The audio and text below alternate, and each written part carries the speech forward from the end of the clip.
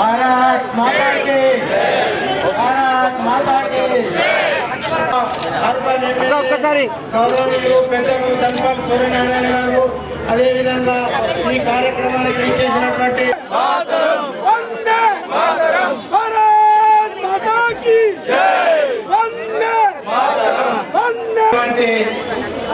మలాలను అగ్గిపెట్టెలో పెట్టి బహుమతిగా ఇచ్చిన ఘనత వారిది. ఆ రకంగా పద్మశాలి కులాన్ని చాలా పెద్ద ఎత్తున ఆదుకొని వారికి ఉపాధి కల్పించిన ఘనత రాణి అహల్యాబాయి అని తెలియజేస్తున్నాను. మరి ఇదే విధంగా ఇంతే కాకుండా ఏదైతే భారతదేశంలో మొఘల్ సామ్రాజ్యం 500 సంవత్సరాలు పరిపాలించి మన హిందూ దేవాలయాలను ధ్వంసం చేయడము, మన ఆస్తిపాస్తులను దోసుకోవడం జరిగింది. అటువంటి ధ్వంసం చేసిన 150 దేవాలయాలను పునరుద్ధరణ చేపించడం, ఆ పునరుద్ధరణలో భాగంగా జ్యోతిర్లింగాలైతేంది, కాశీ విశ్వేశ్వర ఆలయం, ఆ విధంగా 150 దేవాలయాలను వారు చేపించారు. చివరికి వారు మన నిజామాబాద్లోని కందకుర్తిలో కూడా మన త్రివేణి సంగమం దగ్గర శివాలయాన్ని కూడా ఆ తల్లి మహారాణి గారే నిర్మాణం చేసేదని సభాముఖంగా తెలియజేస్తున్నాను. ఏర్పాటు చేసిన ఈ ర్యాలీకి విచ్చేసిన ముఖ్య అతిథులు అర్బన్ శాసన సభ్యులు ధన్పాల్ సూర్యనారాయణ గారు, జిల్లా అధ్యక్షులు దినేష్ కులాచారి గారు, భారతీయ జనతా పార్టీ కుటుంబ సభ్యులు, మిగతా ఇక్కడికి వచ్చేసిన అన్నదమ్ములందరికీ స్వాగతం, సుస్వాగతం. అహల్యాబాయి హోల్కర్ గొప్ప చరిత్ర కలిగిన మహిళ. ఆమె సాధారణ రైతు కుటుంబంలో పుట్టినప్పటికీ ఆమె తెలివి, మేధస్సు, ధైర్య సాహసాలతో మహారాణిగా ఎదిగిండ్రు. ఆమె రాజ్యంలో ఎవరైనా దాడి చేస్తే గుర్రం పైన ఎక్కి ఖడ్గం పట్టి రణరంగంలో యుద్ధం చేసిన ధీర వనిత. అట్లానే ఆమె ఎంతో మంది మహిళలకి యుద్ధ విద్యలో ప్రోత్సహిస్తూ దారిలో ధ్వంసమైన పుణ్యక్షేత్రాలలోని ఆలయాలు కాశీ, అయోధ్య, ద్వారక, మధుర, ఉజ్జయిని ఇలాంటి ఎన్నో పుణ్యక్షేత్రాలలో ఆలయాలను పునరుద్ధరించుకున్న గొప్ప శివభక్తురాలు.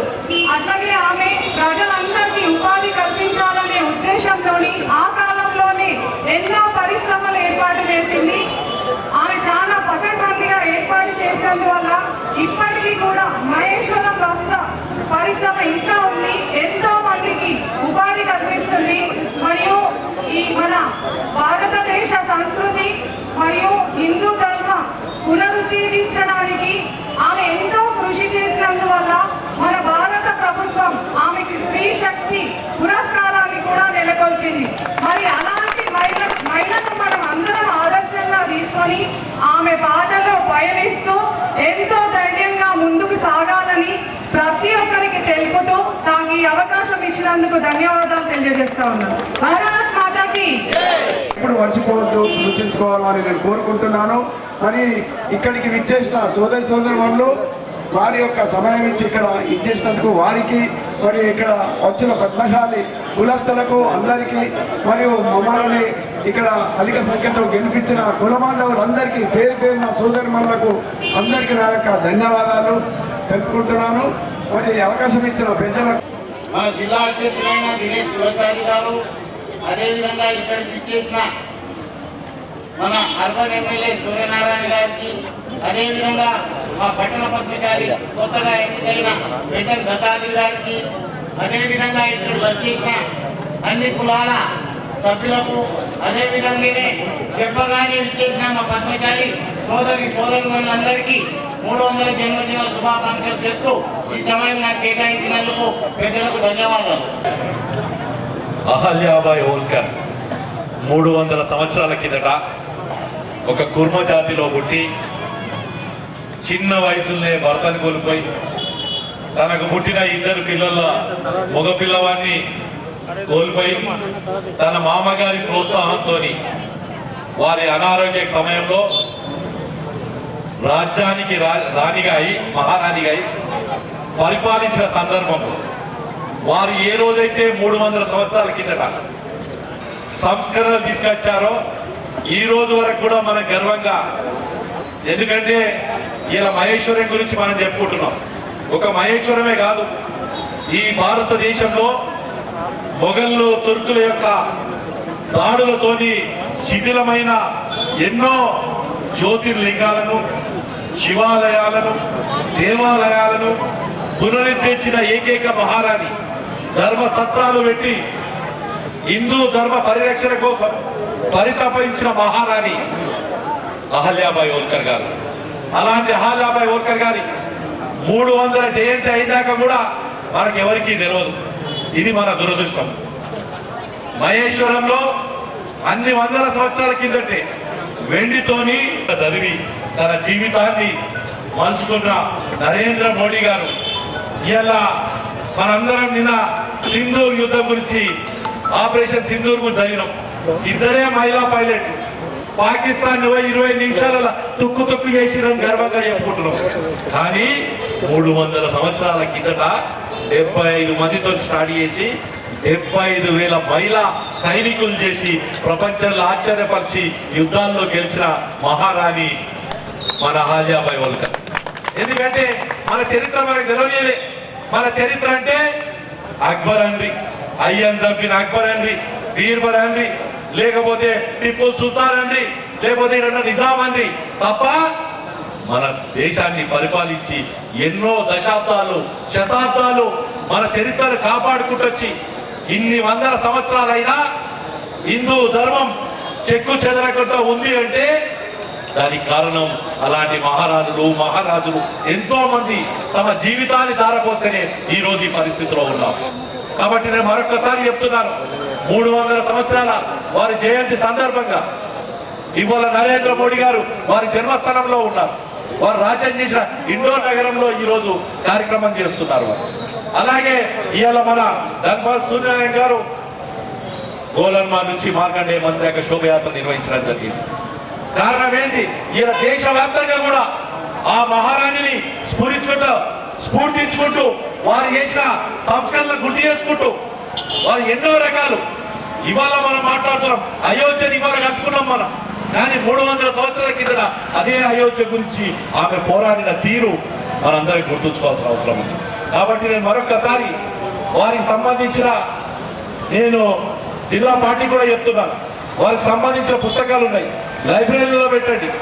వారికి సంబంధించిన పుస్తకాలు ఉన్నాయి, కుల సంఘాలను ఇవ్వండి. వారికి సంబంధించిన పుస్తకాలు ఉన్నాయి, దేవాలయంలో పెట్టండి. ఎందుకంటే ఇలా మన స్వేచ్ఛా వాయువు పిలుచుకుంటున్నామంటే అహల్యాబాయి హోల్కర్ లాంటి మహారాణుల యొక్క పరిపాలన దీక్షతే అని గుర్తు చేసుకుంటూ మరొకసారి తెలియజేస్తున్నా, ఏ రోజు వరకైతే మనం ధర్మం బతుకుతుందో ఆ రోజు వరకు మనం గర్వంగా ఉండగలుగుతాం. ఏ రోజైతే మన ధర్మం, సనాతన ధర్మం ఆపదలో ఉంటుందో ఆ రోజు నువ్వు ఏం చెప్పుకున్నా, ఇలా మనం అందరం కూడా పద్మశాలం మార్కండేయుని పూజిస్తాం, కుర్మ జాతి వాళ్ళు బీరప్పని పూజిస్తారు, యాదవులు మల్లయ్య దేవుడిని పూజిస్తారు. ఎవరు చెప్పారు? మన తాత ముత్తాతలు చూపించి ఇది ఈ దేవుడు, ఇది మన పూజా సంస్కృతి అని చెప్పారు. అంటే మన దేవుణ్ణి పూజించడం అంటే మన పూర్వీకులను పూజించుకున్నట్టే. నీ జన్మ కారణమైన నీ తండ్రికి జన్మ తారైనా, నీ తాతకి జన్మ తారైనా, నీ ముత్తాత వాళ్ళ ముత్తాతలు ఎవరైతే పూజించారో ఆ యొక్క దేవతలను, ఆ యొక్క దేవుళ్లను మనం పూజించుకుంటున్నామంటే మన వంశాన్ని కాపాడుకుంటున్నట్టే, మనం పరిరక్షించుకుంటున్నట్టే. ఇలా గర్వంగా కూడా చెప్తున్నాం. మన దత్తాత్రేయ గారు నిన్ననే అధ్యక్షుడు పెంట అని చెప్పి తన ఇంటి పేరు పెట్టుకున్నారు. వారి తాత ముత్తాతల నుంచి వస్తున్న పేరు ఇవాళ ఎవరైనా సరే ధన్పాల్ గారు అని చెప్పి పెట్టుకున్నారు.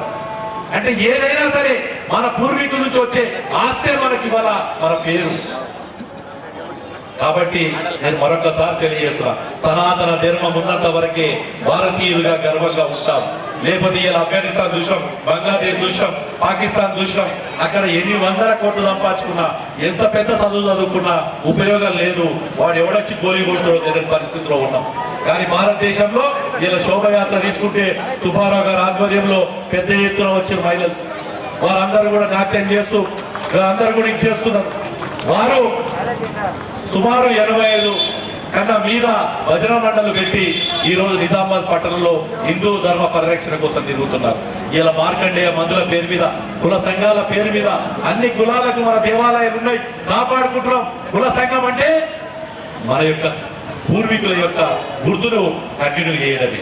కాబట్టి ఇవాళ గర్వంగా కూడా చెప్పుకుంటూ నేను మీ అందరికీ కూడా ఆమె యొక్క 300వ జయంతి ఇక్కడితో మర్చిపోకుండా వారిని స్ఫూర్తి తీసుకొని నరేంద్ర మోడీ గారు ఏదైతే పరిపాలన అందిస్తున్నాడో అలాగే మనం కూడా వారి సంస్కరణలు, టెంపుల్ కాపాడుకోవడం, అన్నదానాలు చేయడం, ధర్మ పరిరక్షణ చేయడం, వారు ఏదైతే చేశారో అవన్నీ తీసుకొని ముందుకెళ్దామని తెలియజేసుకుంటూ మరొకసారి, ఎందుకంటే ఈ అవకాశం ఇచ్చిన పెద్దలు ధన్పాల్ సూర్యనారాయణ గారికి, అలాగే పద్మశాలి సంఘం అధ్యక్షుడు అందరినీ పిలిచి ఇక్కడ ఇచ్చేసినందుకు వారికి, నిబాద్రి గారికి, అలాగే మా హర్ హర్ మహాదేవ్ మహాదేవ్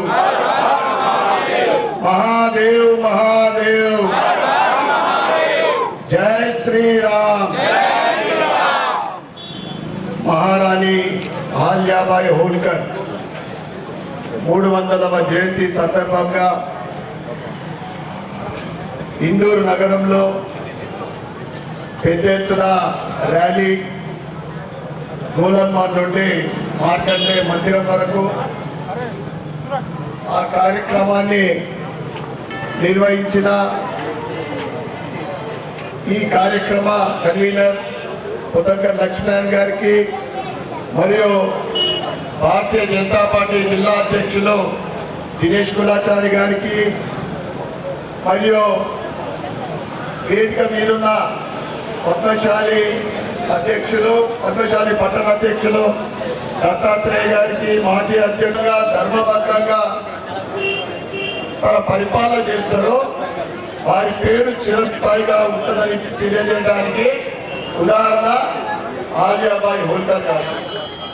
ఎందుకంటే ఆమె గొప్పతనము మా పొద్దంకర్ లక్ష్మీనారాయణ గారు ఆమె పుట్టినప్పటి నుండి చివరి వరకు ఆమె సాధించిన విజయాలు, ఆమె సంస్కరణలు, ముఖ్యంగా పద్మశాలి సోదరులకు ఆ రోజు నేత కార్మికులకు ఏదైతే ఆమె సహాయ సహకారాలు అందించిందో ఈ రోజు వరకు కూడా ఆమె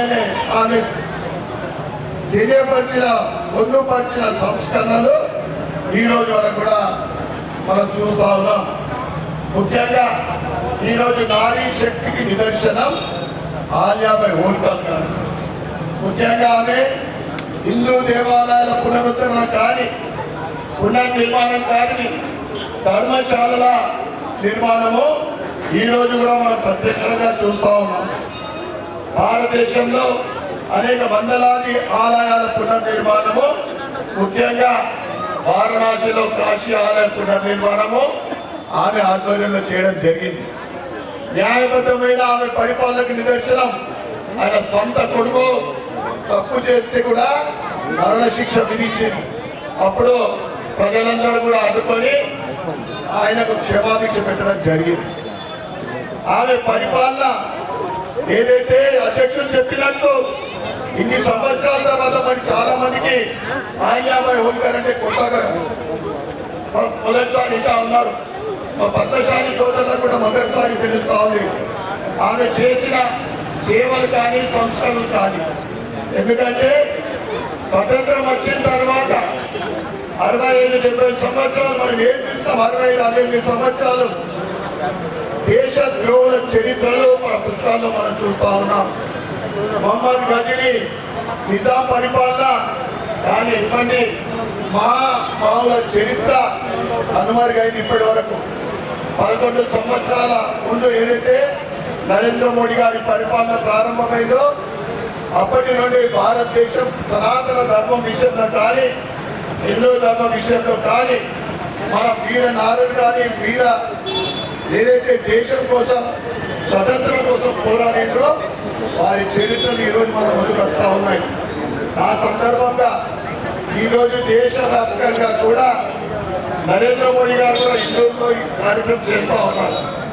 300 సంవత్సరాల జయంతి సందర్భంగా ఆయనకు ఘనమైన నివాళులు అర్పిస్తూ ఏదైతే ఆమె చేసిన ఆలయాలు ఈరోజు ప్రసిద్ధ ఆలయాలు 5 జ్యోతిర్లింగాలతో పాటు వందలాది ఆలయాలు మన నిజామాబాద్ జిల్లాలో కన్నకొట్టిలో శివాలయ నిర్మాణం కూడా ఆమె ఆధ్వర్యంలో జరిగింది.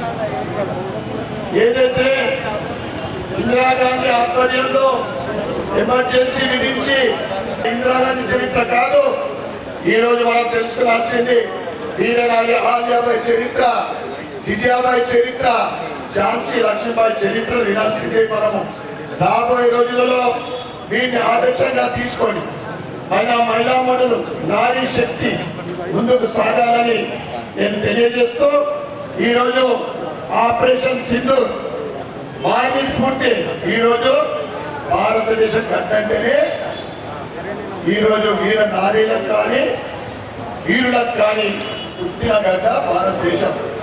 వారిని స్ఫూర్తిగా తీసుకొని ఈరోజు నరేంద్ర మోడీ గారి పరిపాలన మన ఉగ్రవాద సంస్థల పైన 2 నారీమణులు మనం చూసాం 20 నిమిషాలలో ఉగ్రవాద సంస్థల్ని ధ్వంసం చేయబడ్డది.